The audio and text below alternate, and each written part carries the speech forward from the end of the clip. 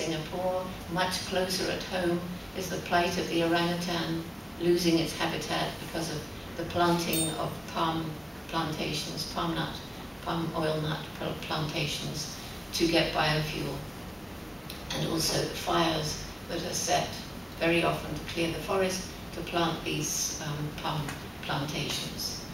The gibbons too are in trouble. Everywhere around the planet, environments are at risk. Everywhere around the planet, we find poverty and hunger and disease. Everywhere around the planet, we are poisoning the air, the water, and the land with the chemical fertilizers and pesticides, with the emissions from industry, with our household waste. And we all know this. Sometimes it seems overwhelming.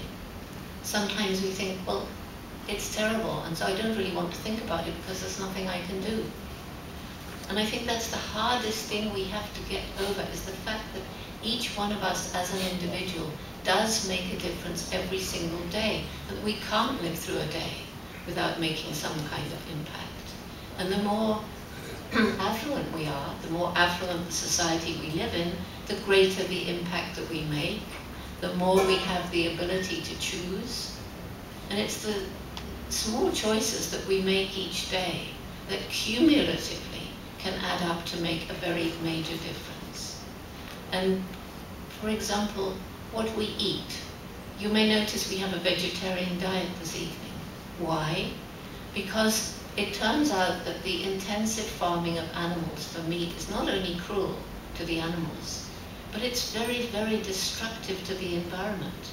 And the amount of water that it takes to grow plant protein is 2, 3, or 4 times as much if you want to change that plant protein into meat. So it's very wasteful. Vast areas are being set aside to graze cattle or to grow grain for the various kinds of livestock.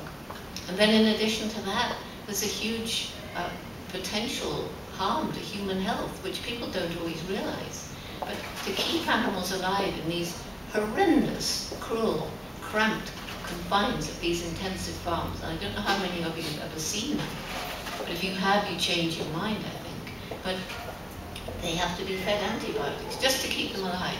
So we can choose to eat less meat. We don't have to totally give it up. We can choose to eat less. We can choose to eat animals that have roamed freely and haven't been subjected to the barbaric conditions of the intensive farms. But we can do other things too, like turning off taps, turning off electricity when we're not using our computers and lights and things. You go into a hotel, what do you find? Every light's on, the television's on, the radio's on. I don't know how long it's been on, but I go around turning them all off.